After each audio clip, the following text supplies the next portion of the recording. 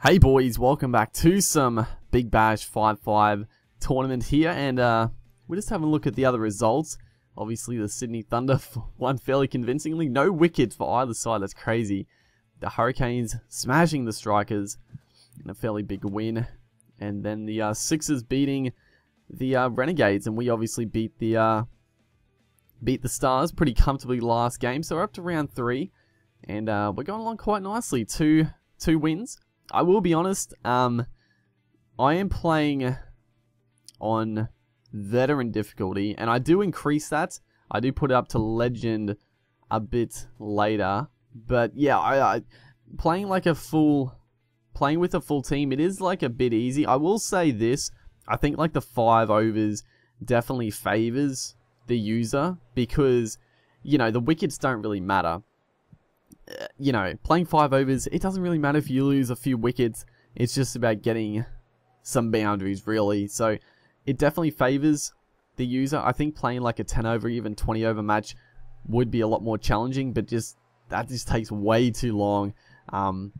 Takes way too long. So, you know, these games probably maybe a little bit easy, but you know, they can be a challenge. I think another big thing that makes the difficulty is the bowlers, because I think actually the Sixers here will actually prove to be quite difficult if they post a big score here. And Jason Roy, obviously a fairly outstanding T20 player, is obviously opening up with Michael Lum, not there in real life, but he's there on the game. Doesn't really matter too much. I didn't bother changing it out. I wasn't concerned, but a beautiful shot down the ground. He's whacked that, and the second 4 in this over. But as I was saying, the Sixers bowling attack in this game is very, very strong. In particular, Stark and Hazelwood could cause some havoc. As we appeal for that one, I thought it was pretty close. It might have pitched outside leg, maybe a little too high. Didn't challenge it. I thought, you know, we'll take the umpire's word for that one. As a swing and a miss there from Roy. We go up for the appeal, and he has actually got a faint edge to that.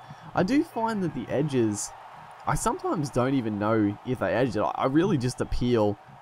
Just if they miss the ball, I pretty much just appeal. And I guess because of the reflex catch, I always go up if they go to that little reflex catch action. It's sort of a pretty decent giveaway. But a beautiful over so far from David Willey. But Nick Manson, the first ball to the crease, he's going to just blast that one over. Backward point for 6. A pretty decent start, as Mitch Johnson now bowling the 3rd over.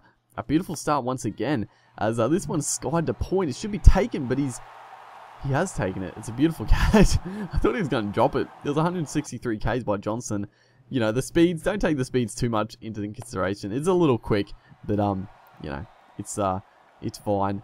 Don't worry about it too much. 166 Ks. I actually don't think I might have put the max speed up a touch, because I wanted the ball to be a little quicker when I was batting for a little bit more difficulty. But I would like it if they could have the option to put the max speed up, but then have the ball still read like a normal pace. Like if you put the speed way up, not show it like bowling 180 Ks and stuff like that.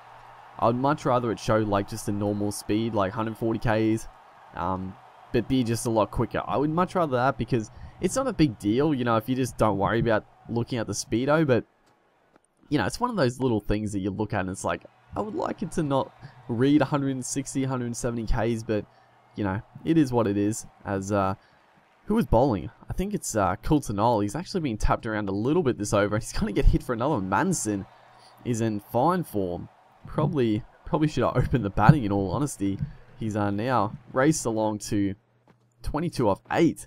As Agar coming in for the final over. Daniel Hughes finally gets one away. Struggling a little bit, so we're going to keep him to, I mean, I was going to say a pretty good total, but a couple of good dot balls there from Agar. The last one, though, just a little bit too leg side, and Hughes just works on one away to the leg side. They're only going to pick up a couple, though, so it's pretty good over so far. You know, under 50. I'm very confident, but in saying that, like I was saying at the start, the Sixers bowling attack in this game, very, very strong.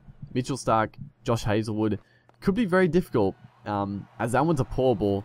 just floated up on middle leg stump, and Daniel Hughes able to whip that one away for 4. So they get 46.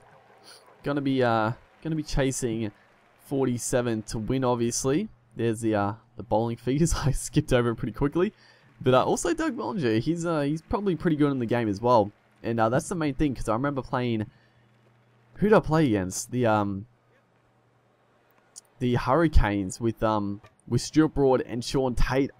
They were like impossible to get away. They were so difficult. So, you know, if you're playing against like good bowlers, it's a different ball game. So, you know, you've got to target the weaker bowlers. And Sean Marsh, he's been struggling a little bit, I'd say, this tournament. Hasn't got going too much in the first 2 games, but he's started off like a house on fire here. He's hit a 6 and then a clean shot over mid-on for 4, and this is what we need to do. I really wanted to target Bollinger, because I knew Hazelwood, knew Stark were coming up, and they were going to be tricky, so we got to do it as Sean Marsh advances.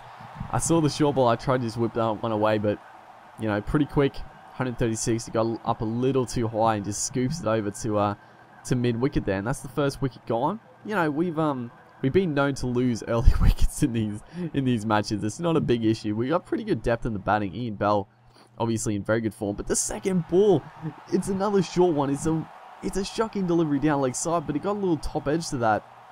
I couldn't believe it.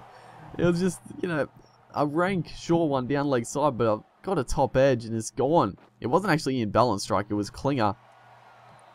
But then the last ball of the over, Ian Bell scoops it to mid-on and he drops the ball. That right there is actually a game changer, because we really need Ian Bell to stay out there. He's one of our go-to men, and we do have good depth, but that one scooped away, almost taken like sort of like a fly slip down there, and we get run out. I was actually pissed off about this, because you'll see on the replay, I was so confused. I was trying to be a little sneaky, a little cheesy right here. I was trying to sneak a 2.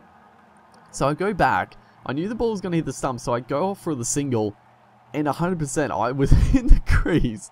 And he's giving me out. I don't know how I was out, but I was going to try to get a sneaky second after the ball. So they're showing the replay like that, and obviously I'm out there, but the bails came out while I was in the crease.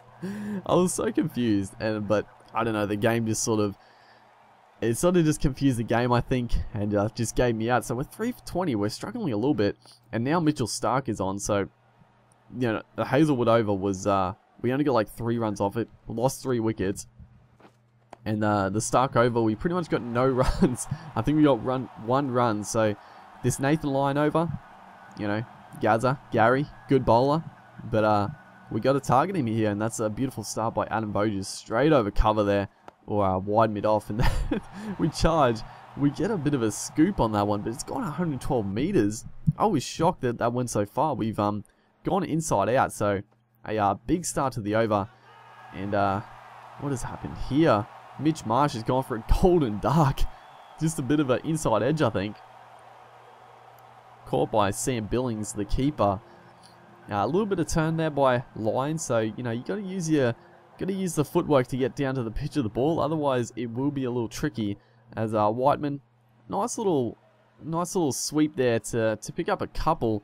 It's actually gonna be gonna come back for the 3. Good running by Voges, trying to get back on strike. He's in pretty good touch, and all of a sudden only 10 off 6. So we were really struggling. Those 2 overs went for like 4 runs, something like that.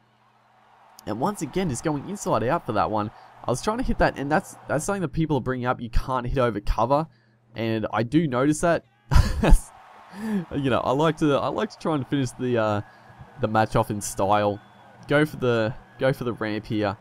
It was probably the ball to do it. I just the footwork was a little to the offside. As the man Mitchell Johnson, obviously in pretty good form. His first game back for the Scorchers, picking up 3 wickets. But the first ball here, he's hit it pretty well, but a beauty of a catch there. He gets above the pack and takes a screamer. And who is this bowling? Dwarshes? Is that how you say his name? I know, I've heard his name a bit, Dwarshes. He got tapped around a bit in that last game. Probably when I upload this video, yeah, it probably would have been the last game. There's another short one there. That has to be wide. We almost get run out again. We're making this a little difficult on ourselves, but that is a wide. David Willey obviously to the crease. A very handy all-rounder. But this has been a pretty good win. You know, if the Sixers got a few more runs, I feel like we might have lost this game because Hazelwood and Stark were just impossible to get away. So, you know, they have like 2 overs of 5 where we're not going to score many runs. So if they got, you know, a bit above 50, it would have been a very difficult game. But, you know, they just struggled a little bit at the end there. And a good solid win. Hopefully you guys are enjoying the series. Make sure you like and subscribe. And I'll see you guys next time.